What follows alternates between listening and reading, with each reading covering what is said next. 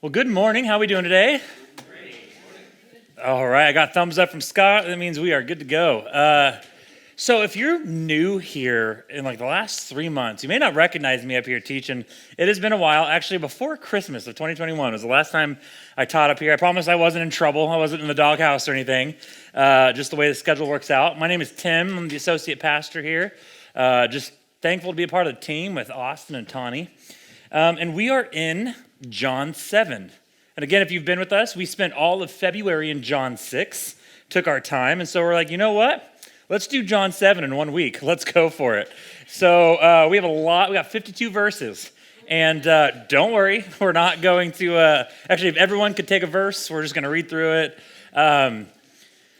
But it's a really, really cool passage. And as I was kind of studying for this, can you guys remember a movie where there was a lot of mystery or intrigue around a specific character of that movie or that TV show? Like, you felt like you knew the character. You knew about them. You knew what other people thought about them. You knew what they did. But when it came down to the true character or identity of that person, you didn't know. And that was kind of the intrigue of the movie, right? But then finally, at the end of the movie, at the end of the third movie, or at the end of the sixth season, whatever it is you may be watching, that character, the identity is truly revealed. And you're just like, I knew it, or I didn't see it coming, or that was weird, right? A few examples, and if I spoil, I'm not even sad if I spoil these for you, because these movies have been around for years, but I think of The Wizard of Oz, right? And if you haven't seen The Wizard of Oz, you can plug your ears, but they spend this whole movie just going for this wizard who's going to make everything okay, and they get to him, and he's just some dude pressing buttons behind a curtain, right? Star Wars, another one I think of. Darth Vader, who is he? And then all of a sudden he's like, boom, Luke, I'm your dad. And you had some of those Star Wars people that were like, saw that coming. Others were just like,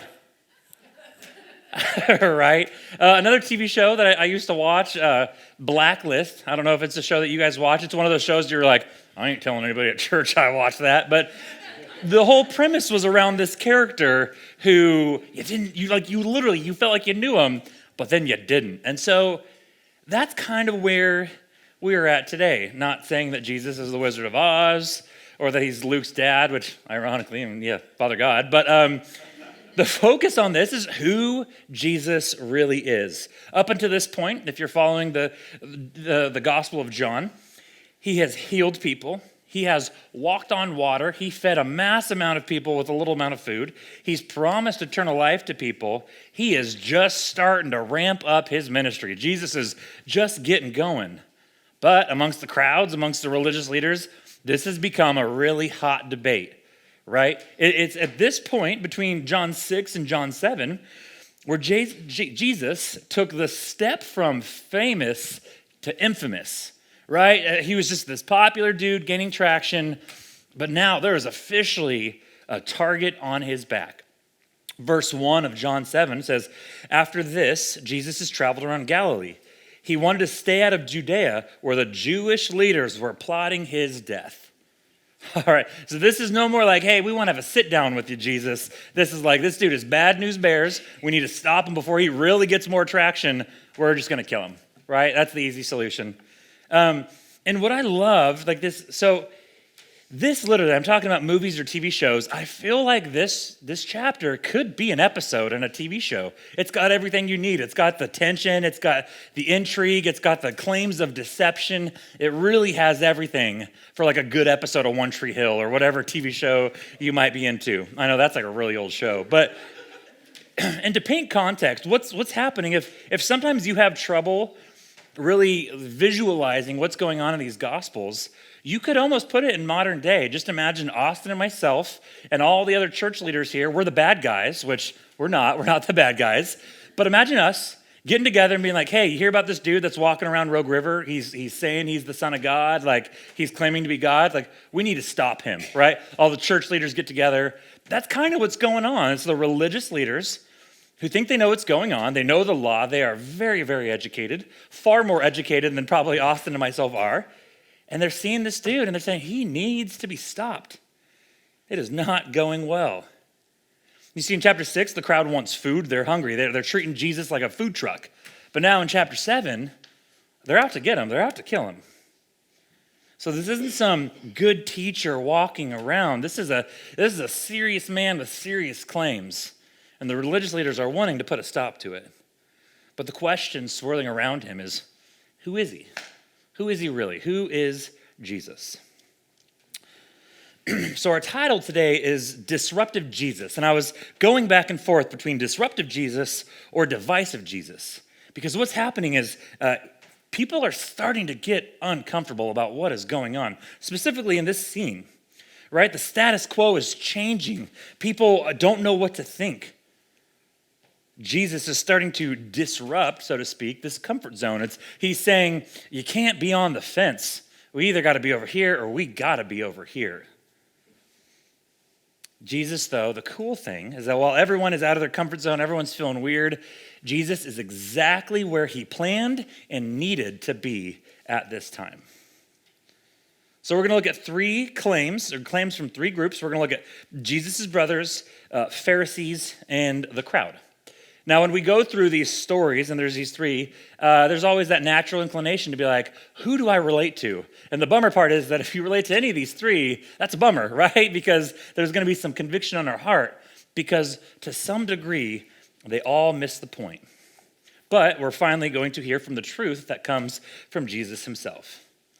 So like I said, we're not going to read through all 52 verses. One thing I want to encourage, if you're starting to tune me out, if you're like, all right, Tim, heard this before, I'm not interested, like, that's cool. Maybe don't yell anything at me, but like, go ahead and hop into John 7 and read the passage for yourself. It's really cool. I'm skipping over some stories just for the sake of time. But this is a pretty powerful story as we look into who Jesus is. So, there's a festival going on, the festival of booths, of tabernacles, of shelters. If you've been with us for a long time or for a while, we actually studied this back in May of 2021 as we went through everyone's favorite book, Leviticus, right? Which actually I thoroughly loved. But we looked at all the God parties and all these festivals that the Israelites had. And so we're now at one of those festivals.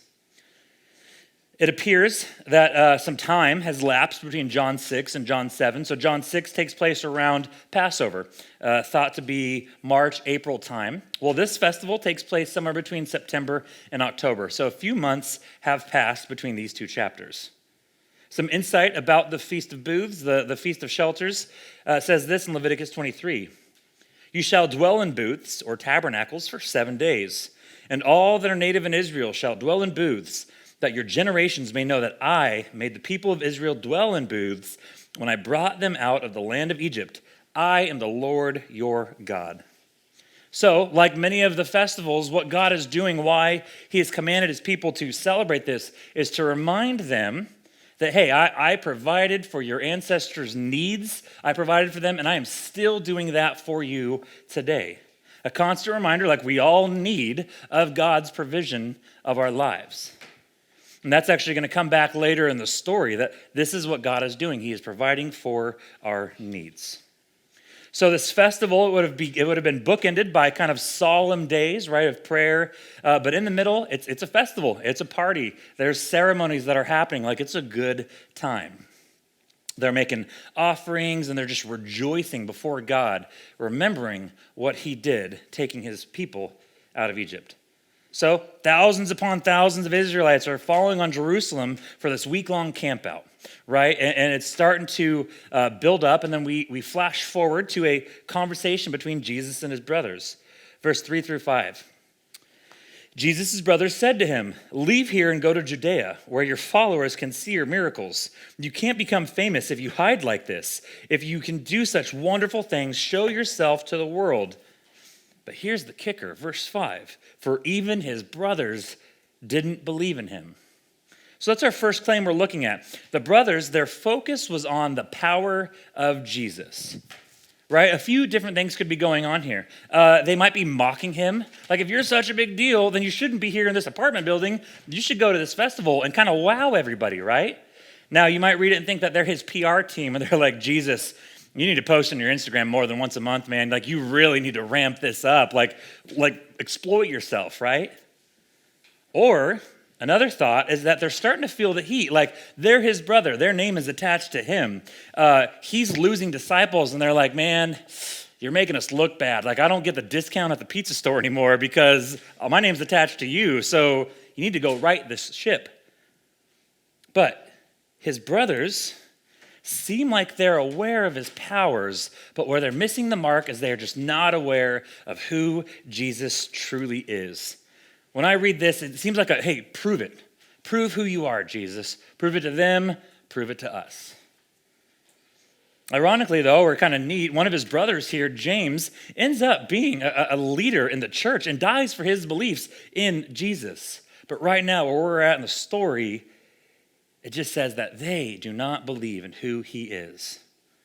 Verse 6, Jesus replies, now is not the right time for me to go, but you can go anytime. The world can't hate you, but it does hate me because I accuse it of doing evil. Kind of like I feel like this is Jesus letting his brothers know who Alpha is. Like, you're not important enough. Like, the world can't hate you, but it can hate me. Verse 8, you go on. I'm not going to the festival because my time has not yet come. Perhaps Jesus is aware that there's a target on his back, and he knows that the Jewish leaders are probably going to be looking for him in those first few days of the festival, right? He's imagining that the Jewish leaders are just standing out there outside the door the first few days just looking for Jesus. So he's like, I'm not going to go quite yet. Once the festival starts picking up, they're going to start doing other things, then I'll go. Interesting to note, we hear this a lot from Jesus, my time has not yet come.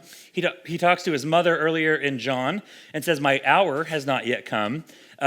You might hear those and just think they're the same thing.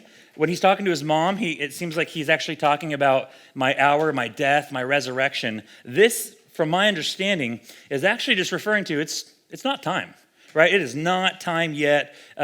He tells his brothers that, and they move on. But you see, Jesus' brothers, again, only seem to be excited about the power that Jesus has, about the miracles he has, but what they don't really worry about or they're not attuned to is to the heart behind those powers and those miracles. Jesus is telling them, brothers, if all you see is the miracles and all you want is that worldly attention, the longing that comes with that praise, then you don't yet believe in me, because that is not me. He's saying, like, you guys don't get it.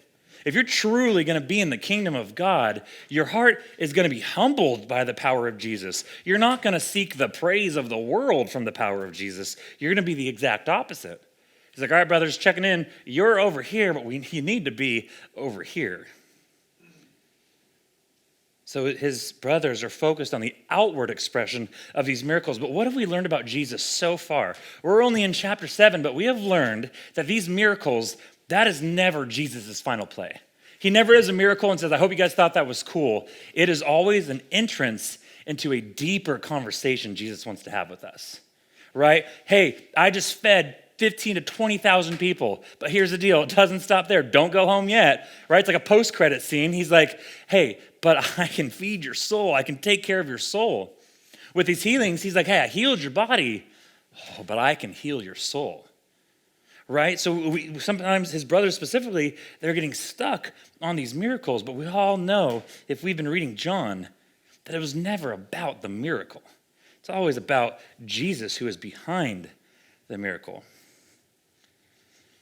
And as always, when I'm studying, there's conviction that comes on me when I'm studying about these passages, because I realize that is me. I get so focused in my prayers to Jesus, my prayers where I'm just like, hey, I'm so focused on the outward, right? I'm so focused on the healing. I'm so focused on can you take care of this? And that's not bad. But it is when I forget the fact that I'm praying to a healer, right? Like I forget who I am praying to. I'll take the nighttime shift for feeding for Clara. So anywhere from like 10:30 to 11:30, whenever she decides that she wants to wake up and eat. And I caught myself, I'll just pray like, God, take care of her. Please take care of her. Please do this. Now that's not bad, right? It's not bad interceding for other people.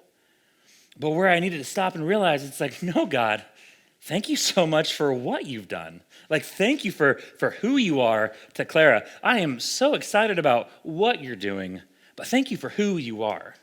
And it seems like these brothers, right now, they are focused on the what Jesus is doing, but where they haven't made the connection yet. But as we see, they will, about who he truly is. So for whatever reason, to mock or maybe to be convinced, his brothers were only focused on what he could do. So that's the brothers' claim, the power of Jesus. And now we look at the crowd, who seem to really be hung up on the morality of Jesus. Now, if you've read the Gospels, the crowd is never like the best group to be associated with, right? Generally, they represent passivity, stagnicity, making wrong decisions, ignorance. Like at best, they are generally entertained by Jesus. At worst, they're a mob trying to kill Jesus. And that in between, oftentimes the crowd is the barrier in between people trying to get to Jesus. I think of one of my favorite New Testament stories, the healing of the lame man. And the friends are trying to get to Jesus, but there's this crowd that's just in the way. So they go around, they go on a roof, they're like, Jesus, I love the story. But that crowd, they're in the way. So oftentimes, the crowd represents this half-truth believer, so to speak. They were there, they were listening, they were entertained, but they didn't truly understand Jesus or his mission. So they're just kind of like a blah. It reminds me of one of my favorite, apparently we're just going through the journey of Tim's favorite stories in the Bible. One of my favorite Old Testament stories in 1 Kings. If you're familiar with 1 Kings, you might automatically think of Elijah and the prophets of Baal. Quick summary, one prophet of God, pretty confident, borderline cocky, right? Had a little bit of an attitude. He's challenging 450 prophets of this false god, Baal. So they're having this showdown on this mountain and some really cool things. But before he roasts the prophets, pun intended, sorry, dad joke. I needed one of them, put them on the table, because literally fire comes down, burns up everything pretty gnarly. But before that, part of the story that kind of got lost to me, he turns to the crowd, which in this case is Israel, who was told to come to the mountain and watch this showdown. So before he's getting ready to challenge the prophets, he turns to the crowd and he says, and I imagine Elijah had one volume and that was loud, right? I don't think he was like a, hey guys, I think he was a pound the fist on the table, let's go kind of guy, like an energetic dude. And he turns to the crowd and he says, how much longer will you waver, hobbling between two opinions? If the Lord is God, follow him. But if Baal is God, follow him. But the verse ends with this: the people were completely silent. They were completely silent. They were just like, we don't know what to do, Elijah, right? Like, you're telling us not to waver, but that's right where we are, and that's right where we're going to stay. It says they were completely silent. And guys, we can't let that be us, right? We can't be half in. We can't take parts of Jesus that sound cool to us and then take parts of not Jesus that sound cool to us. That's not how this works. You're either completely following Jesus or you're on the wrong side of it. So this crowd here, they're in John 7, they're hearing Jesus. They're hearing him teach. And a lot of them are pretty like, okay, this dude is different, as we will see. But what we end up seeing, what we're going to look at next, there was fear that was capturing their heart, and that was the fear of these religious leaders. Verse 13 says, but no one had the courage to speak favorably about him in public, for they were afraid of getting in trouble with the Jewish leaders. You see, they understood that Jesus was different, but that fear of these kind of puffy religious leaders walking around, that is what had a hold of their heart. And that's who we're looking at next. The Pharisees' claims, and their claim was that there was deception from Jesus. The deception of Jesus. Verse 11, Jewish leaders tried to find him at the festival, kept asking if anyone had seen him. A lot of grumbling about him among the crowds. Some argued, he's a good man, but others said, he is nothing but a fraud who deceives people. And again, verse 13, no one had the courage to speak favorably in public. So again, flashing to the modern day, imagine big festival going on in Rogue River. All the church leaders are just walking around just looking for somebody. Like, this dude has the attention of the festival. And they are looking for him. And you're just kind of sitting there like, don't want to be the guy they're looking for, right? Because these guys, they're powerful people. But we're going to focus on the Pharisees here real quick. A few reasons why they don't like Jesus. One, he claims equality with God, which therefore, if he claims to be God, that means that he has authority over them. And these are guys that have trained to be the upper echelon of following the law, the top dogs in religion. But now Jesus is coming saying, no, I have equality with God, therefore I am over you. They do not like that. They think he broke the rules of the law. Now, this is one of those conversations I'm not spending too much time on today, but is in there. They think he broke the rule of the law by healing on the Sabbath. You don't do anything on the Sabbath. But he was like, whoa, hold up. You guys also did something on the Sabbath. A little back and forth. But if you're the Pharisees, you're never wrong. Jesus is. So they think he broke the rules. But also, and this is where you might be tempted to sympathize with them. Like, these are guys that firmly believe what they are doing is correct. They are following the law of God. And they truly believe this guy is blindly leading people away from God.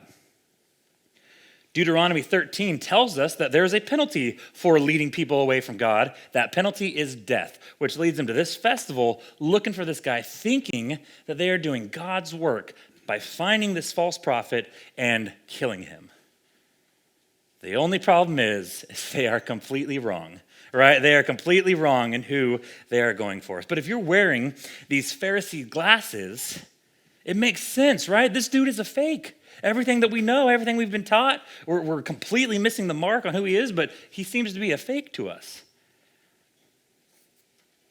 So, what's going on at this party? Pharisees have a couple swing and misses in this festival. The Pharisees tell the guards, go arrest Jesus, right? They got their henchmen doing their dirty work. They say, go arrest him. Now, this is really cool. The guards come back. Now, they come back empty-handed. Pharisees don't like that. But they don't go and say, man, Jesus is fast. He saw us and he booked it and we could not catch him. They don't say, man, he is slippery. He's got some juke moves. He was awesome, right? They don't say any of that. The guards, again, being told by these power-hungry Pharisees, go and get this dude, they are knowingly coming back empty-handed, and they say, we have never heard anyone speak like this, right? Jesus wasn't like, oh, no, he wasn't doing any of that. He was confident. He talks to them, and they're just like, what are we going to do with that? Like, why arrest him? He said enough to them to where they're like, y'all, we've never heard anything like this, right? We have never heard truth like this. So they're a little mad. Now, later on in their conversation, they get challenged by a fellow religious leader, a member of the Pharisees, Nicodemus. Might remember him from chapter 2, where he's like, hey, are you guys going about this the right way? And they mock him. They don't listen to him. They're like, no, you drank the Kool-Aid too? Great. Everyone is doing this wrong. So these religious leaders now have diagnosed the situation of this festival. And they say this, Jesus is not who he says he is. He is deceiving people. The officers are deceived. Again, verse 46, we have never heard anyone like this. Verse 47, he says, so you have been led astray too, the Pharisees say. It's like, all right, can't listen to you guys. The crowd in verse 49 is cursed. This foolish crowd follows him, but they are ignorant of the law. God's curse is on them. And then Nicodemus, this fellow Pharisee, he's biased. We can't listen to him. So these Pharisees remind me of the bully on the playground, right? Maybe we've all encountered this bully on the playground. If you never have, there might be a chance you're the bully on the playground. But they're the person that is playing the game. They change all the rules so that they are benefiting from those rules, right? Like, baskets only count when I shoot them from here, not when you shoot them from there, right? They change the rules to benefit them. I remember I was playing with a friend. We were playing the old, I pitch you a ball, you hit it, and then you pitch me the ball, I hit it, we take turns, right? So I pitch him a ball, boom, he hits it. He's like, hey, you pitch another one, and then I'll pitch you two, right? And I was like, okay, cool, that's 2 for me one time. Do it again. He's like, all right, you pitch me another one, and I'll pitch you 3. I don't know if I've told this story. We got to 52, and then my mom called me into dinner, right? Changing the rules so that, and I never got my 52 hits too, which is probably why I was not a good baseball player. But they changed the rules, right? And whatever you say is wrong unless it lines up exactly with what I am saying. So, officers, you didn't get our guy, you're deceived. The crowd, you're not trying to kill this dude too, you're cursed. Nicodemus, you're not on board with us, you're biased, right? Everyone is wrong except for the Pharisees. But here's my favorite part. Jesus does not care. Not in the slightest. Jesus does not care. He is not letting the mob control or determine his work that he was told by God to do. Jesus is doing his thing, and he is operating on his Father's timeline, which he has made very clear with his mom and with his brothers, and he is not letting these Pharisees control that as well. And I'm thinking about it, these religious leaders were probably pretty used to flexing their muscles, right? Like if you disagreed with them, they did away with you. Everyone's like, man, Tommy, he opposed the Pharisees last week. We haven't seen Tommy in a week. We don't know what happened to Tommy, right? Like these Pharisees had some pull.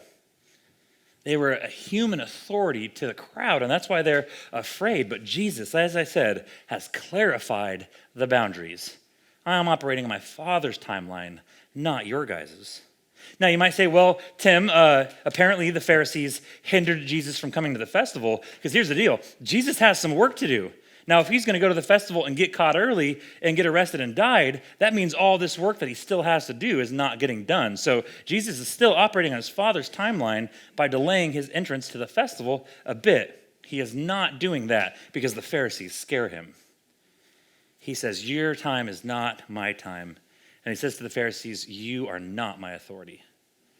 More so, like, here's the thing. Why are they mad? Because he's not just not listening to them. He's pushing back. All right, he's saying, hey, you guys, you're self-glorifying, you are self-serving, and to just put the cherry on top, like, you're also wrong, right? You are wrong in what you are doing. Now, I know what we can think about when, okay, Tim, I know the takeaway. How do we stand up to those Pharisees in our life? Yes, that's a great takeaway, right? Stand up for what we believe in.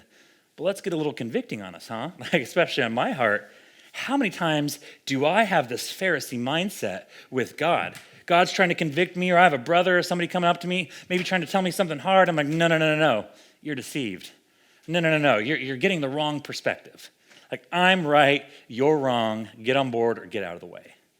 How many times can our heart be so hard that we are on our own path, just like the Pharisees? We are so set in stone because we put so much time and so much energy into this. I can't possibly be wrong. And a brother or a sister in Christ comes over and tries to tell us something different, and we're just like, no. Can't be. I'm right. You're wrong.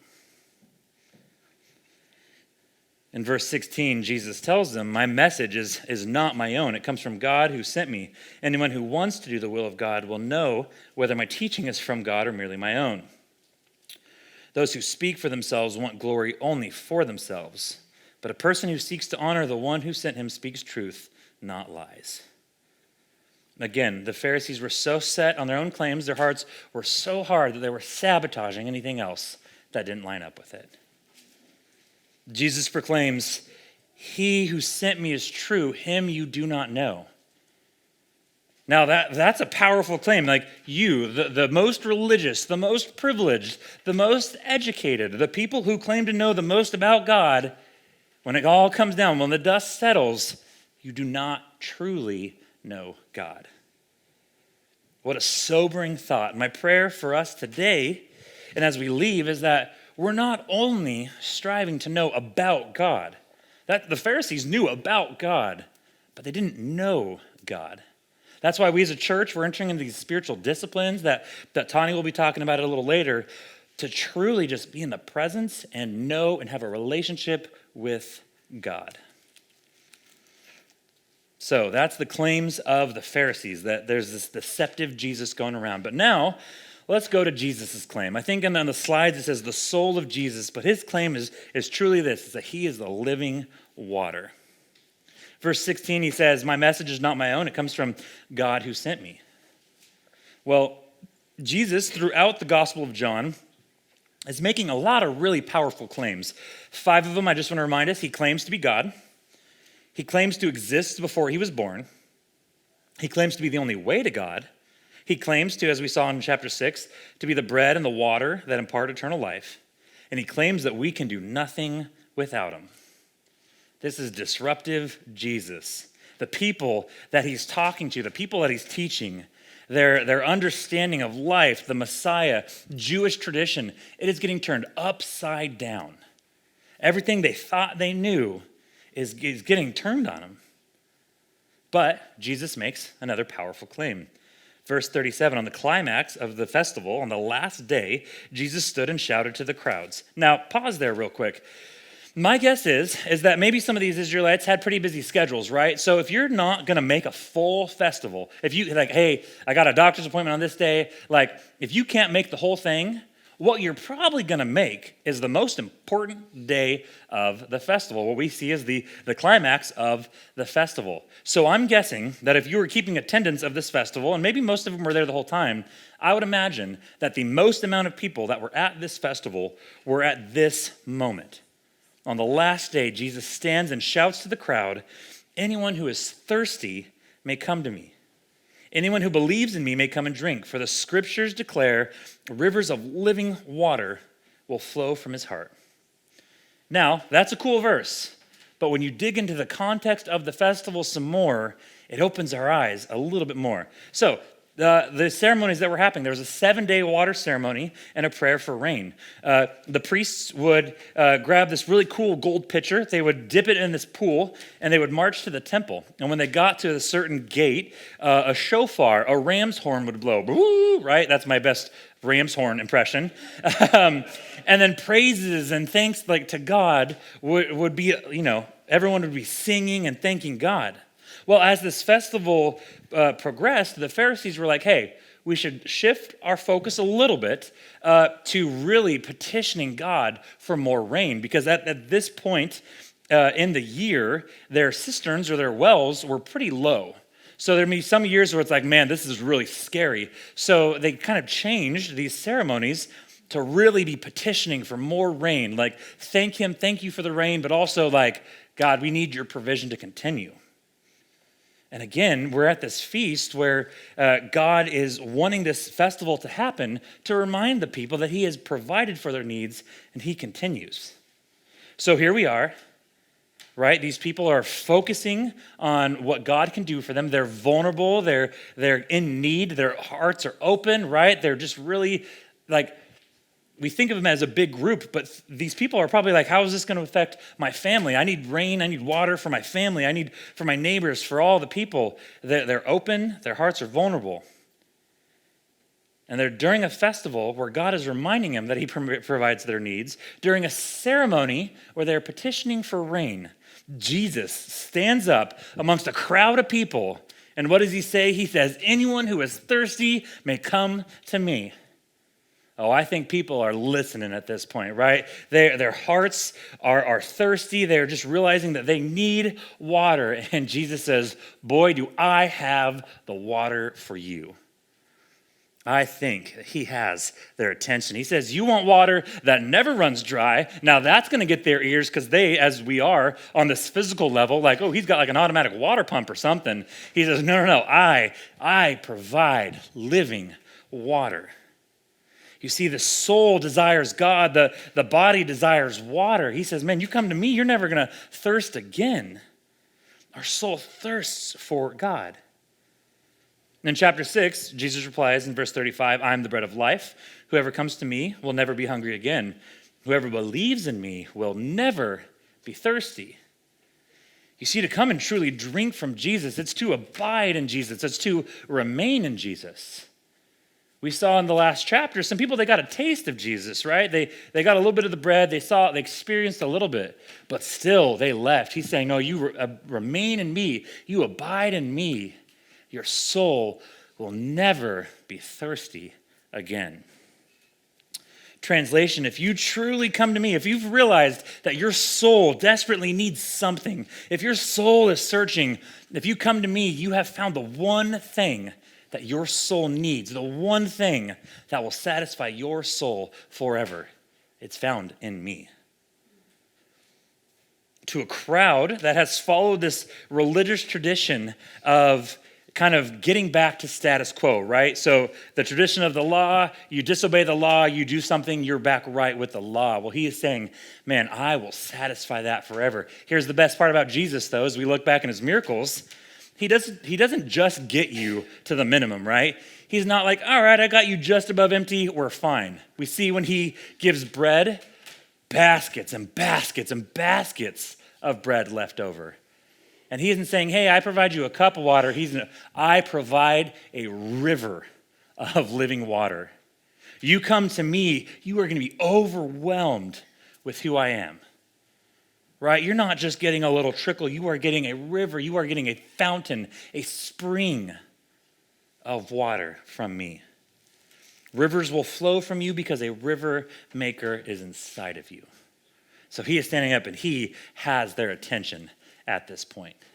So that's Jesus' claim. And what I want to end on today, if you're there and you're here or wherever, what is your claim? Right? What is our claim about Jesus? Which one of these three, if any, are we representing in our life? What are we saying about Jesus, and what are we saying about what Jesus is doing in our life? Austin referenced this quote from C.S. Lewis from Mere Christianity, but I want to read the whole quote because this right here, it's powerful. C.S. Lewis says this: I'm trying here to prevent anyone saying the really foolish thing that people often say about Jesus. I'm ready to accept Jesus as a great moral teacher, but I don't accept his claim to be God. That is the one thing we must not say. A man who said the sort of things Jesus said would not be a great moral teacher. He would either be a lunatic on a level with a man who says he is a poached egg, or else he would be the devil of hell. You must make your choice. Either this man was and is the Son of God, or else he is a madman or something worse. You can shut him up for a fool, you can spit at him and kill him as a demon, or you can fall at his feet and call him Lord and God. But let us not come with any patronizing nonsense about his being a great human teacher. He did not leave that open for us, and he did not tend to. So there's no middle ground that we stand with Jesus. And I want to call the worship team back up. Jesus did not call for us to be in the middle ground. I think sometimes we enter that middle ground because it's comfortable, right? Hey, I can take a little bit of Jesus here that I like. I can take a little bit of not Jesus over here. We get in that ground because it's comfortable. But as we see here in John 7, we see a much needed and a much disruptive Jesus enter into this festival and shake things up and say there cannot be a middle ground. Follow me because I am the living water. And I am reminded that as we look to our faith in Jesus, right? Our faith is not built on the praise of man or the glory that man gives us. Our faith is based on the gladness and the grace of Jesus. That is what our faith is on who Jesus is and what he did for us on the cross. It is not in men's praise. Let's pray. Lord, so thankful for who you are to us.